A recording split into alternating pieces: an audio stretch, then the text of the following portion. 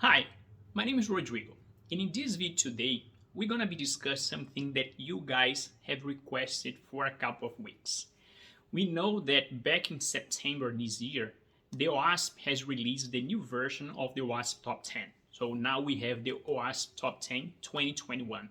And we're gonna be discussing today the main differences between what we had on that list from 2017 and what we have now on 2020. Guys, I hope you like this video. If you do, please hit the like button. And don't forget to subscribe and activate the notification bell so you don't miss anything in the future. Let's go. What I would like to do first before jumping straight to the information is to give a big shout out, a thanks to the whole OWASP community. We know, we have been using OWASP Top 10 for many years, and we know that the effort to put together such high quality content is amazing, right? So guys, thank you very much for every single thing that you are doing for the security community. And what I would like to do now is to check their webpage and have the discussion based on the information that they have provided to us. Different from the previous versions, they created this more robust and with more information webpage, and this is where I'm going to access. As you can see, this is the whole information about the OWASP Top 10 2021 that we have now. And as you can see straight away what has changed in the top 10 for 2021. And this is an amazing, I'm gonna make this a little bit bigger so you can see. And as you can see, there is this comparison between the list that we had in 2017 and what we currently have. I don't want to say there are good things or bad things here, but at minimum, interesting things to be discussed. We know that injection was one of the top on that list in 2013 and also in 2017. And this is the first time that we are seeing injection not leading this list. I would say people are more concerned about how they are developing their codes, and of course this generating more good things when you're talking about preventing some sort of injection attacks. Not only SQL injection, but server injections and many other types that we know. But unfortunately, the broken access control came from the 5th position to lead now the list in 2021. And we have some new categories that the insecure design, software and data integrity and failures. Actually, the insecure deserialization has changed the name, actually including the software and data integrity failures.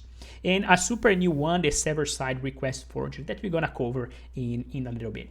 And they created the details for every single type of vulnerability we have in 2021. And the first one is the broken access control.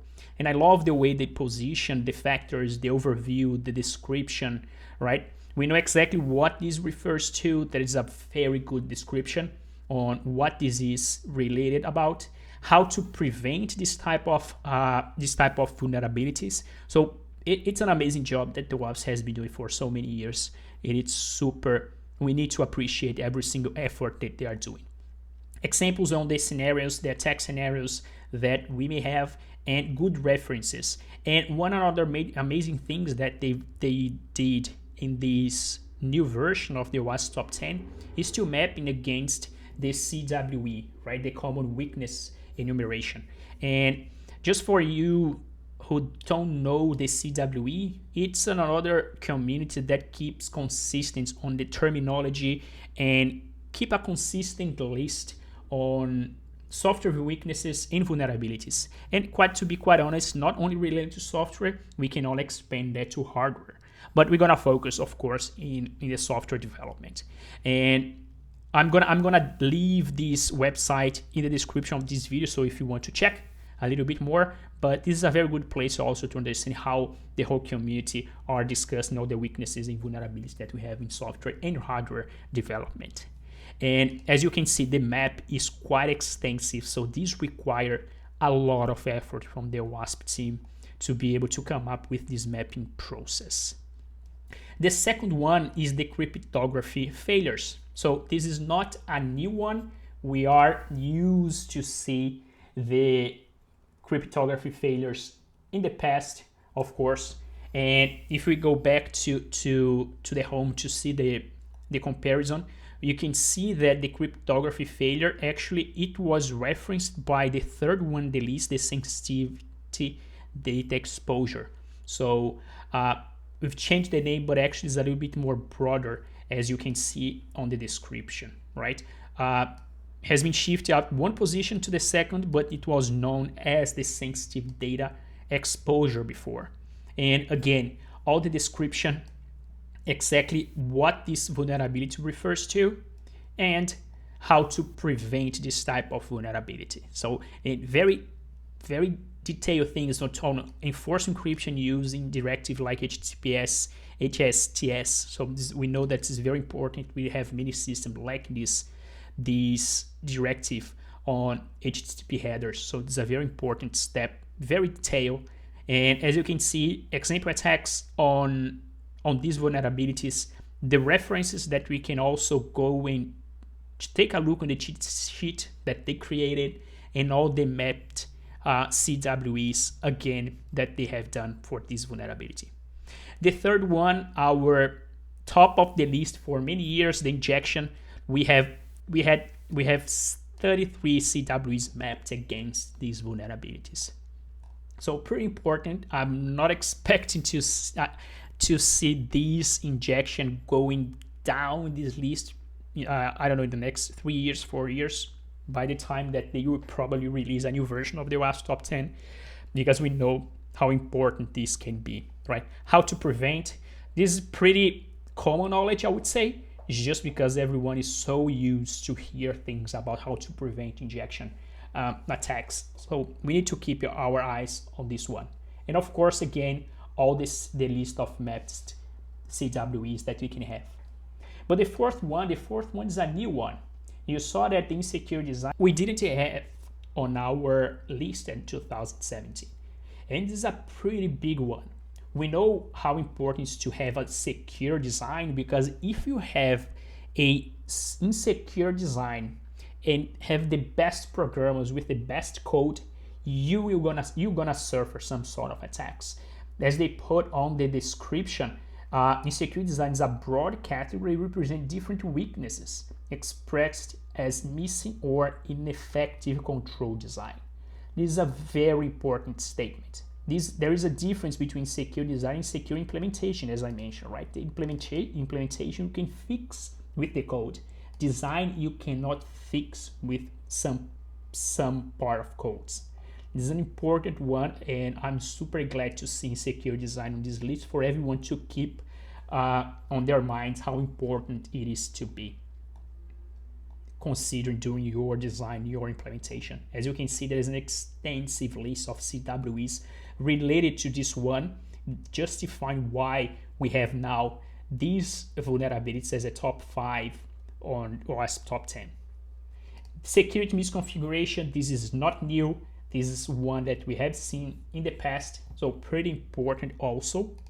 Vulnerable and outdated components. Another one that has been seen for many years, and we know that vulnerable and outdated components was on the 9th position on 2017, but unfortunately we saw this coming up on this list. So hope everyone is paying attention to this one so we can prevent this type of vulnerabilities in our systems.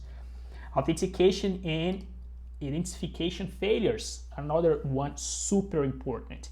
And actually this one was called the broken authentication. And if you remember, broken authentication was the number 2 on the list in 2017. But now we have seen that this decreasing, and of course with more robust systems to do identification, authentication, right?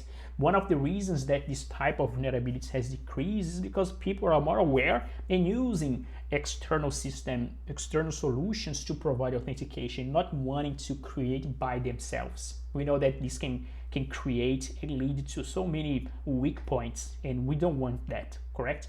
So good to have everyone taking into consideration how to better do the identification authentication process within their application. Software and data integrity failures, actually it was called insecure deserialization in the past, and it remained on the 8th position. So this is another pretty important one, as all that we can have on this list. So we need to keep that in mind, because now you have a broader concept, but it's still super used in our industry. The 9th one is security logging and monitoring failure. So this one was called insufficient logging monitoring 2017, but it was the last on our top 10 list. And we know that this is super important. Logging, it's gonna be there for many years. We know that how important it is to keep consistent on the way we are logging everything in our system and the way we are monitoring failures. So as you can see, the overview we have for this one, the description for this vulnerability is so well explained. I love to see this type of details. And all the attack scenarios that we may have on this situation, and just for mapped CWEs for this one.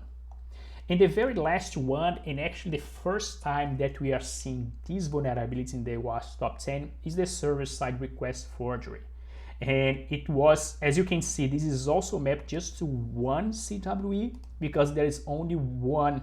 This is a very new one to be considered as the server-side request for, different from the CSRF attack that we are so used to discuss, right? As you can see, there is the description: SSRF laws occur whenever a web application is fetching a remote resource without validating the user supply URL. And how can we prevent that, right? Developers can prevent CSRF by implementing some or all the following defense in-depth control. We can fix that from a network layer, from an application layer. Some additional measures that they are considering to fix this type of vulnerabilities, right? To prevent this type of vulnerabilities, and very explain some attack scenarios, so everyone is now aware that this is a very important topic to be considered. And of course, all the words that I'm using today, it's not from me, it's totally from WASP Top 10, which is an amazing community. Guys, this is it for today. I hope you have enjoyed. See you next week.